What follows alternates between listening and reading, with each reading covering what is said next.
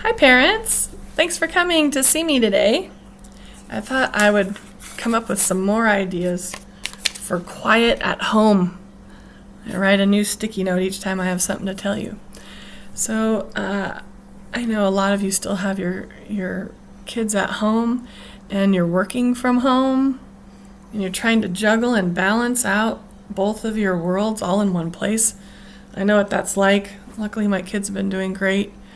Really proud of both of my kids. It's so nice that they're trying hard and they're doing all their different subjects and checking in on Schoology. So I think I got lucky with them being just a little bit older. If I had younger kids, it would be really hard to do my teacher job and be a mommy that's got younger kids. So my teacher hat goes off to you if you have young kids and they need your help. And I'm here to help you the best that I can, okay?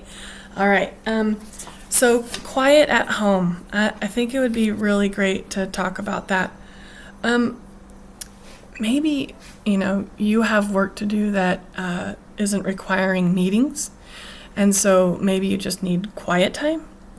So one of my things is you could call it whisper time. Okay, you guys, every day we're going to do 30 minutes of whispering time, where we can't talk at all unless it's a whisper. So let's just imagine that, okay?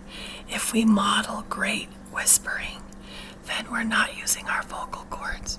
The only thing that they hear is the whispering sound from our voice. And if we model that, they'll do it too.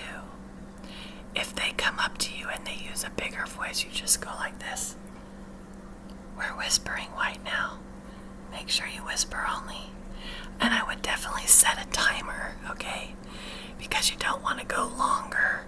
They want to know that they did a good job. So if you whisper during that 30-minute chunk of time and then an alarm goes off, you can have a little party, a talking party for 5 minutes, and then you all have to get back to work. But this sometimes helps, that we model whispering. So, what do you think? Kids kind of like it sometimes. And also, if we're not always loud, they know that when you're not in a loud mood, that it's a quiet time. So I by nature am a loud person.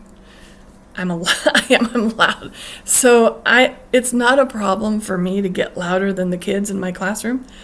But what I try to do is control myself and use my quieter voice so that they're quiet.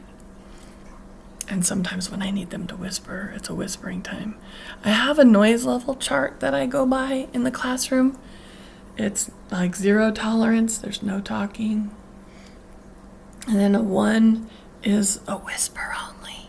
A 2 is you're only going to talk to a friend and a neighbor, someone close to you. A 3 is when you're with a group. A 4 is a presentation voice.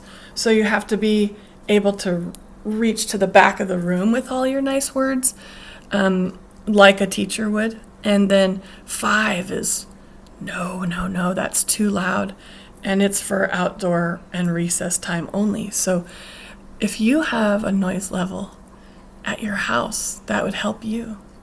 I have my friend Mrs. Vickers, thank you, Mrs. Vickers. She made these little charts for me, and the class would agree on how noisy we would be. And we would change those cards and we would put it on a noise level.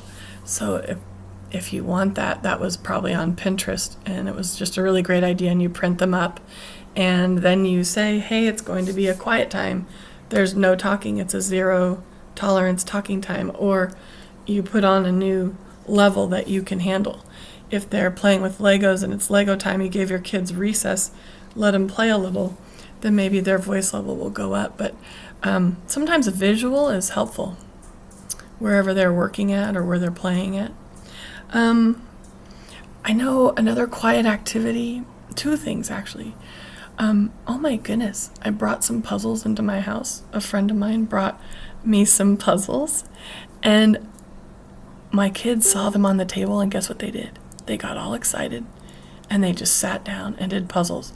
And then I was in my room folding clothes, and it was totally quiet. So maybe a fun puzzle would be great. Another thing would be to give yourselves like a half hour of reading time or 20 minutes of reading time where everyone in the family sits together, nice and close, but you're all reading something. It could be the newspaper or a magazine. It could be your articles and things from work. But to have something in your hand and you share what you're reading. Hey guys, for this half hour, Mommy's going to read this report from work. And I have to read about it, and then I have to tell my boss what I think about it. And while I do that, what are you going to do? I'm going to read this book, Mom. I'm going to make sure I'm a reader too. Or maybe it's the one from yesterday. So, yeah, go ahead and give yourself an out. You need to be able to work. So you could still read, even if it's on the computer, as long as you share it with your kids so they know that you're working really hard. And then remember, when you get paid, the family kind of earns a dinner out because you're all being so great. All right. And then another thing you might want to talk about with your family is there's a rule of quiet now. That you need a rule that there's going to be times where it has to be quiet. But then honor your kids and respect your kids and really make sure they earn their quiet time so that they can, or they work hard in their quiet time that you're asking for. It's time to be quiet now. Put your parent hammer down, and I'm going to need that from you until 1 o'clock because I have something due at 1 o'clock. Once I'm done, then we'll get to have volume later. So you can turn up the volume, have visuals for them.